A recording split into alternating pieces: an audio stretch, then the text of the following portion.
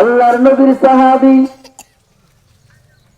হযরত ওমর রাদিয়াল্লাহু তাআলা ঈদের আগের দিন আমরা তো মার্কেট করি, তাদের ঘরে কোনো মার্কেট নাই, কোনো কাপড় চোপড় নাই।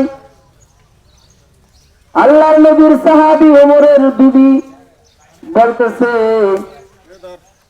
আমরা না হয় যেভাবে হোক ঈদ কাটাইলাম, আমরা ঈদের আনন্দ করলাম না, কিন্তু আমাদের তো বাচ্চা আছে, ওই বাচ্চাদের জন্য অন্তত কিছু পোশাক কিছু ব্যবস্থা করো।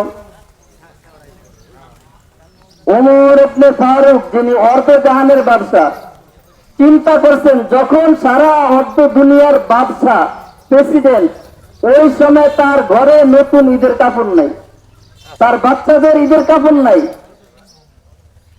কেমন কঠিন বিষয়। তার বিবি বলছেন, আপনি তো অর্ধ জাহানের প্রেসিডেন্ট, আপনার ঘরে আপনার বাচ্চার কাপড় নাই, একটু কষ্ট করে বাচ্চার কাপড়ের ব্যবস্থা করেন, নতুন কাপড়ের।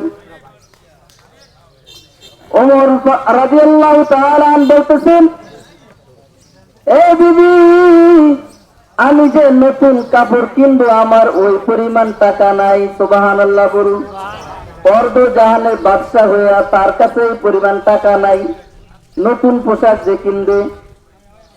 বলে, তাহলে আপনি তো অর্ধ জাহানের প্রেসিডেন্ট, আপনি তাহলে বাইতুল মাল থেকে, যে অর্থমন্ত্রী আছে আপনার দেশের অর্থমন্ত্রী থেকে আগামী 1 মাসের যে বাজেট আছে এটা আপনি নিয়ে নেন, আগামী মাসে আপনি সরকারি ভাবে যেটুকু পাইবেন পরিমাণ এটুকু অগ্রিম নিয়ে নেন। ঠিক আছে, আমি এটা চেষ্টা করে দেখি। হযরত ওমর ফারুক রাদিয়াল্লাহু তাআলা, গুরুত্বপূর্ণ ঘটনা আমরা মন দিয়ে শুনি। অর্ধ জাহানের সরকার হওয়া সত্ত্বেও তাদের কেমন অবস্থা ছিল। সে চিঠি লিখছে তার অর্থমন্ত্রীর কাছে, আমার ঘরে তো অনেক নতুন ঈদের কাপড় নাই বাচ্চাদের দেওয়ার জন্য, তুমি অন্তত আগামী 1 মাসের বাইতুল মাল থেকে আমাকে 1 মাসের হাতিয়া দিয়ে দাও। তার অর্থমন্ত্রী কেমন ছিল চিন্তা করেন। বলে, অর্ধ জাহানের খলিফা ওমর, আমি তোমাকে দিমু, ঠিক আছে, আমি তোমাকে আগামী 1 মাসের অর্থ দিব, ঠিক আছে, তুমি আমার 2টা প্রশ্নের উত্তর দিতে হবে। বলে, কি 2টা প্রশ্নের উত্তর? বলে, 1 নম্বর হলো, তুমি যে অর্ধ জাহানের প্রেসিডেন্ট, তোমাকে আগামী 1 মাস কি আল্লাহ পাক তোমার কপালে অর্ধ জাহানের প্রেসিডেন্ট রাখছে কিনা এটার গ্যারান্টি দিতে হবে।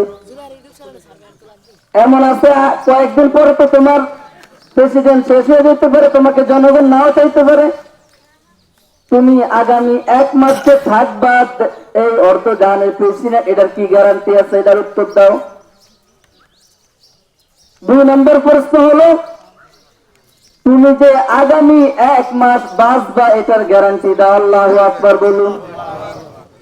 একদিকে তো ওমর আল্লাহওয়ালা মানুষ, তার কোনো গ্যারান্টি নাই, দুনিয়া থাকতে জান্নাতের সার্টিফিকেট পাইছে, তাহলে সে কেমন আর তার অর্থমন্ত্রী কেমন। বলে, আপনি যে বাঁচবেন 1 মাস এটার গ্যারান্টি দেন, তাহলে আমি দিব। ওমর রাদিয়াল্লাহু তাআলা আল্লাহর শুকরিয়া আদায় করতেছেন, আল্লাহ আমার দেশের এমন অর্থমন্ত্রী পেয়ে আপনার কাছে লাখ কোটি শুকরিয়া। কথা তো সত্য। তাইলে বোঝা গেল কেমন মানুষ ছিল অর্ধ জাহানের প্রেসিডেন্ট থাকা সত্ত্বেও ঈদের দিনের কেনাকাটার মার্কেটের টাকা নাই, আর আমরা মার্কেট করতে করতে ঈদের আমলও ভুলে যাই। ওমর রাদিয়াল্লাহু তাআলা শুধু তাই নয়, ঈদের দিন হয়ে গেছে, সমস্ত সাহাবায়ে কেরাম শরীয়ত অনুযায়ী যতটুকু আনন্দ করার করতেছেন, কিন্তু হযরতে ওমর ফারুক রাদিয়াল্লাহু তাআলা দরজা লাগে ঘরের ভিতরে কান্নাকাটি করতেছেন, দরজা লাগে কান্না করতেছেন। অর্ধ জাহানের প্রেসিডেন্ট এবং আরেকদিকে জান্নাতের টিকিট পাইছে দুনিয়ায় থাকতে, আমরা কি করতাম, জান্নাতের টিকিট তো পাইছি, আর কি আমল করার দরকার আছে। আর তারা কেমন ছিল, একদিকে দুনিয়া হাতে, আরেকদিকে আখিরাত হাতে, দুটোটা তাদের হাতে, কিন্তু তারপরে কেমন আল্লাহর ভয় ছিল। হযরত ওমর ফারুক রাদিয়াল্লাহু তাআলা দরজা লাগিয়ে কান্না করতেছেন। হযরত আবু হুরায়রা রাদিয়াল্লাহু তাআলা যা বলতেছেন, ভাই ওমর, আরে তুমি তো জাহানের প্রেসিডেন্ট এবং আরেকদিকে জান্নাতের টিকিট পাইছো, তুমি কেন দরজা লাগিয়ে কান্না করো? বলে, ভাই কেন করবো না, আগামী 1 মাস তারাবি পড়েছি, 1 মাস রোজা রেখেছি, ইবাদত বন্দেগী করেছি, আমার কাছে তো এমন কোন প্রমাণ নাই আমাদের 1 মাসের আমল আল্লাহর দরবারে কবুল হয়েছে কিনা। সুবহানাল্লাহ। আমার কাছে তো কোনো প্রমাণ নাই। এই জন্য কাদের জন্য ঈদ? আল্লাহ তো বলছেন যাদের নামাজ পড়ছে, রোজা রাখছে, কবুল হয়েছে, তাদের জন্য ঈদ। আমি তো জানি না আমি কিভাবে ঈদ পালন করব, এই জন্য আমি দরজা লাগায় কান্না করতেছি। বলে, আরে তুমি তো দুনিয়ায় থাকতে জান্নাতের সার্টিফিকেট পেয়ে গেছো, তুমি দুনিয়ায় থাকতে জান্নাতের টিকিট পেয়ে গেছো, তারপরও কেন এত কান্না করার দরকার আছে? বলে, ভাই আবু হুরায়রা, যে আল্লাহ আমার কোন একটা কাজে খুশি হইয়া আমাকে জান্নাতের টিকিট দিয়েছেন, ওই আল্লাহ যদি আমার কোন একটা কাজে বেজার হয়ে আবার জাহান্নামের টিকিটও দিতে দেরি করবেন না।